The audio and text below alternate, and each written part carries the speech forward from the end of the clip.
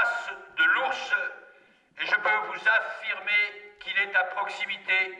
À quelques jours de la représentation, séance de travail autour du spectacle Mio. Il a fait un gros caca. Sur scène, une douzaine d'enfants pour incarner cette fable aux accents écologiques. Il y a un ours qui s'est enfui d'un genre de zoo et il y a un garde forestier qui essaye de le retrouver. Et nous, les enfants rouges, on va l'empêcher de le reprendre.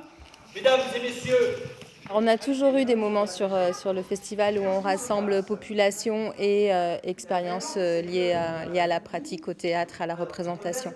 C'est la première fois par contre qu'il y a un spectacle qui est auprès d'enfants. Durant les 5 jours d'atelier, les comédiens en herbe sont associés au processus créatif. J'aimerais rajouter quelque chose. Ah oui. En adaptant le texte, par exemple.